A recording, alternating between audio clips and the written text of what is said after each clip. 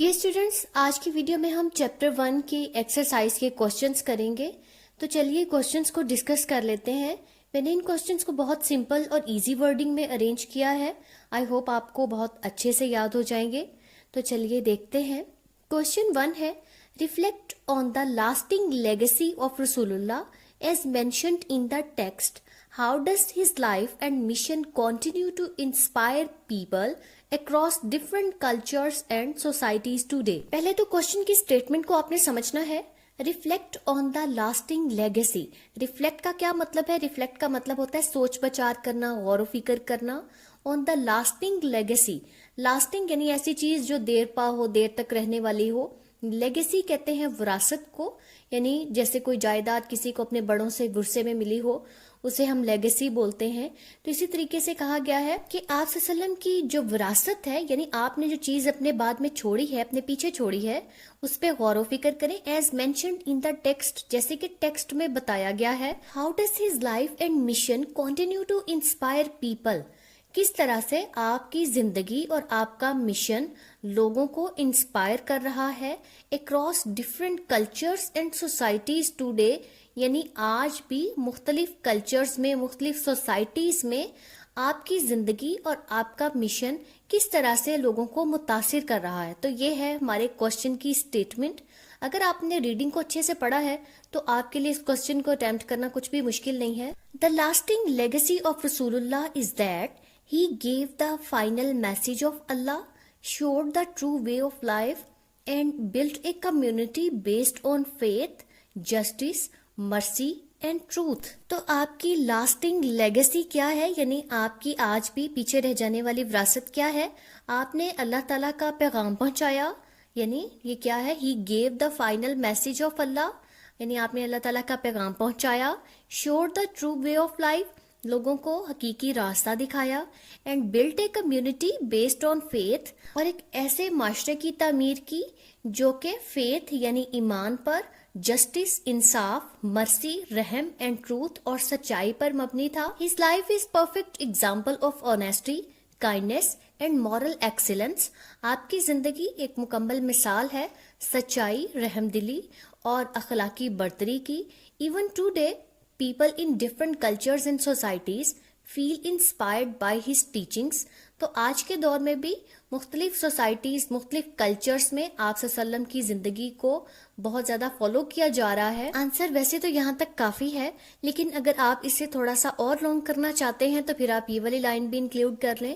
His message of equality, justice and compassion guides not only Muslims but also teaches the whole world how to live with respect, peace and humanity. آپ کا برابری، مساوات اور ہمدردی کا پیغام صرف مسلمانوں کے لیے ہی نہیں ہے، بلکہ پوری دنیا کو یہ سکھاتا ہے کہ کس طرح سے عزت، انصاف، انسانیت اور سکون سے رہا جا سکتا ہے. سیکنڈ کوشچن ہے، what was the importance of رسول Allah's involvement in the حلف الفضول. حلف الفضول کیا تھا؟ معاہدہ ہوا تھا. اس کے بارے میں بھی ہم نے چیپٹر میں پڑھا ہے. تو اس کی اہمیت پوچھی گئی ہے. پھر دوسری بات یہ پوچھی گئی ہے کہ how does this event show his commitment to justice. تو یہ واقعہ جو ہے یہ کس طریقے سے آپ کی انصاف کے ساتھ کمٹمنٹ شو کرتا ہے. The importance of Rasul Allah involvement in Hilf al-Fudul is that he joined an agreement in Mecca to protect the rights of the weak and to help those who were treated unfairly. حلف الفضول کی اہمیت اس لیے ہے کیونکہ یہ ایک طرح کا ایگریمنٹ تھا، ایک معاہدہ تھا مکہ کے لوگوں کے درمیان، جس میں غریب کے حقوق کا تحفظ کیا گیا تھا، اور ایسے لوگ جن کے ساتھ انصاف نہیں ہوتا ان کے ساتھ انصاف کیا جائے گا. تو ایسے لوگوں کو انصاف دینے کے لیے، ان کی مدد کرنے کے لیے یہ ایگریمنٹ کیا گیا تھا.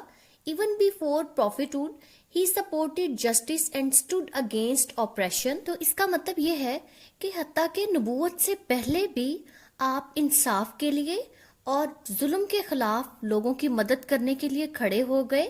This event shows his strong commitment to justice. تو اس واقعے سے آپ کی انصاف کے ساتھ کمٹمنٹ کا اندازہ ہو جاتا ہے. Because he believed in fairness, equality and helping the oppressed.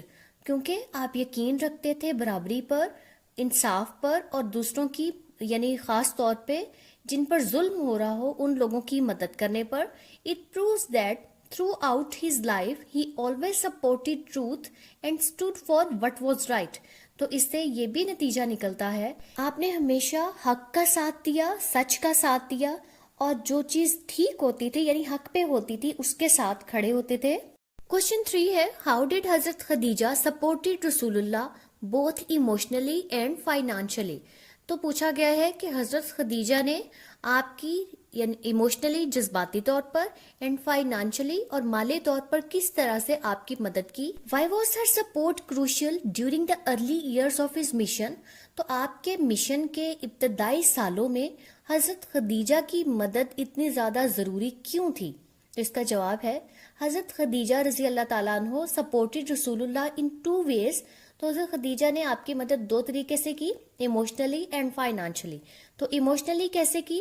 She comforted him, encouraged him and gave him strength. Whenever he faced fear, sadness or opposition, she always stood by him with love and trust. تو emotionally کیسے support کیا تھا؟ شی کمفرٹڈ ہم, comfort کہتے ہیں سکون دینا, راحت دینا, تسلی دینا. انکریجڈ ہم, ان کی ہمت بڑھائی, حوصلہ بڑھایا. اینڈ گیو ہم اسٹرینتھ, اور انہیں طاقت دی. Whenever he faced fear, sadness اور اپوزیشن, جب بھی آپ کو کبھی مخالفت کا سامنا کرنا پڑا یا آپ خوفزدہ ہوئے یا آپ افسردہ ہوئے تو انہوں نے ہمیشہ سے آپ کی ہمت بڑھائی. شی آلویز اسٹوڈ بائی ہم ود لو اینڈ ٹرسٹ. تو وہ ہمیشہ سے پیار اور محبت کے ساتھ, اعتماد کے ساتھ آپ کے ساتھ کھڑی رہیں. فائنانشلی کیسے سپورٹ کیا؟ She used her wealth to help the mission of Islam. تو حضرت خدیجہ نے اپنے مال و دولت سے اسلام کی خدمت کی. Her resources made it easier for Rasul Allah to spread the message without worrying about money اور ڈیلی نیڈس. تو آپ کے ریسورسز یعنی آپ کے جو ذرائع تھے, مالی ذرائع تھے, ان کی وجہ سے آپ صلی اللہ علیہ وآلہ وسلم کے لیے اسلام کا پیغام پھیلانا آسان ہو گیا, کیونکہ پھر آپ کو پیسے کی یا پھر ڈیلی بیس پہ جو ضروریات ہوتی ہیں انہیں پورا کرنے کے لیے جو پریشانیاں تھیں وہ ان کی کم ہو گئی. That's why her support was crucial during the early years of his mission. Question number 4 ہے What was the Charter of Medina and how did it create a new system of governance that promoted fairness and equality. تو سوال کیا ہے کہ charter of مدینہ یعنی میثاق مدینہ کیا تھا and how did it create a new system of governance, اور اس سے حکومت کا ایک نیا نظام کیسے بنا that promoted fairness and equality, جس سے برابری اور انصاف کو فروغ ملا. تو چلیے اس کا آنسر دیکھیں. The charter of Medina was an agreement made by prophet Muhammad صلی اللہ علیہ وآلہ وسلم ان مدینہ. تو میثاق مدینہ ایک معاہدہ تھا جو کہ آپ صلی اللہ علیہ وآلہ وسلم نے مدینہ میں کیا. It included Muslims, Jews and other groups living there. تو اس میں مسلمان, یہود اور دیگر قبائل جو وہاں پر رہتے تھے وہ سارے شامل تھے. It created a new system of governance by, تو اس سے حکومت کا ایک نیا نظام بنا by giving equal rights to all citizens including non-Muslims. تو اس میں خواہ وہ مسلم تھے یا غیر مسلم, تمام شہریوں کے لیے برابری کے اصول تھے, برابری کے حقوق تھے. ٹریٹنگ آل کمیونٹیز ایز ون نیشن, ساری قوموں کو ایک ہی قوم سمجھا جاتا. Giving every one religious freedom, تو سب کو مذہبی آزادی تھی. Ensuring justice and equality for all, اور سب لوگوں کو انصاف اور برابری کی یقین دہانی تھی. نو میٹر دیئر ریلیجن اور ٹرائب, یعنی قطع نظر ان کے دین یعنی ان کے مذہب یا ان کے قبیلے کے. Protecting the rights of weak and poor people, اور اس کے ساتھ ساتھ غریب اور کمزور لوگوں کے حقوق کا تحفظ کیا گیا تھا. یہ ساری چیزیں میثاق مدینہ میں موجود تھیں.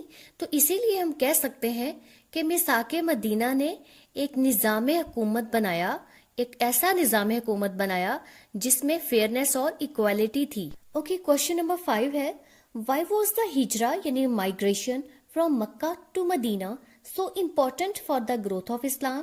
یعنی مکہ سے مدینہ جو ہجرت تھی وہ اسلام کی گروتھ کے لیے, اسلام کے بڑھنے کے لیے کیوں ضروری تھی. How did it change the course of history, تو اس نے کس طریقے سے تاریخ کا رخ بدل دیا. The Hijra from Mecca to Medina was a turning point in the history of Islam. تو ہجرت جو ہے یہ اسلام کی تاریخ میں ایک ٹرننگ پوائنٹ ہے، یعنی ایک اہم موڑ ہے۔ The migration gave them safety and freedom in مدینہ۔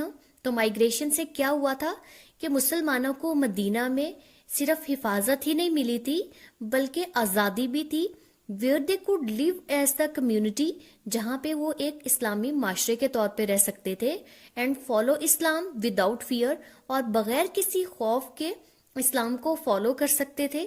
ان مدینہ رسول اللہ established the first Islamic society on the principles of justice, equality and brotherhood۔ تو مدینہ میں آپ صلی اللہ علیہ وآلہ وسلم نے پہلا اسلامی معاشرہ تشکیل دیا جس کی بنیاد انصاف، برابری اور بھائی چارے پہ رکھی گئی تھی۔ The charter of Medina provided a new system of governance where Muslims and non-Muslims live together peacefully with equal rights۔ تو میثاق مدینہ نے ایک نیا نظام حکومت پیش کیا جس میں مسلمان اور غیر مسلم سب اکٹھے برابری کے اصولوں پہ رہتے تھے، یعنی جہاں پہ ان سب کے ایکول رائٹس تھے اور وہ وہاں پر امن کے ساتھ رہتے تھے۔ تو یہ سب ہجرت کی وجہ سے ہی ممکن ہوا تھا۔ اگر مسلمان ہجرت نہ کرتے تو مکہ میں مسلمانوں کو یہ حیثیت کبھی نہ ملتی، یا اگر کبھی ملتی بھی تو بہت مشکل سے بہت وقت لگتا۔ لیکن مدینہ میں آنے کے بعد انہیں سب سے اہم چیز یعنی مذہبی آزادی مل گئی، جس کی وجہ سے وہ اسلام کی تعلیمات پر بغیر کسی خوف کے عمل کرنے لگے۔ تو یہ سب ہجرت کی وجہ سے تھا۔ تو ڈیئر اسٹوڈینٹس، یہ 5 کوسچنز ہیں۔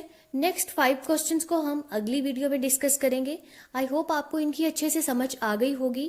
ویسے میرا یہ ماننا ہے، میں کبھی بھی اسٹوڈینٹس کو یہ نہیں کہتی کہ آپ رٹا لگائیں، میں ہمیشہ یہی کہتی ہوں کہ آپ نے چیپٹر پڑھا ہے، آپ نے ٹرانسلیشن پڑھی ہے، آپ کوشش کریں کہ چھوٹے چھوٹے سینٹنسز بنا کے آپ اپنی بات کو خود سے کہہ سکیں، آپ خود سے آنسر کو اٹیمپٹ کر سکیں۔ تو چلیے میرے چینل کو فوراً سے سبسکرائب کر لیں۔ اگلی ویڈیو تک کے لیے اللہ حافظ۔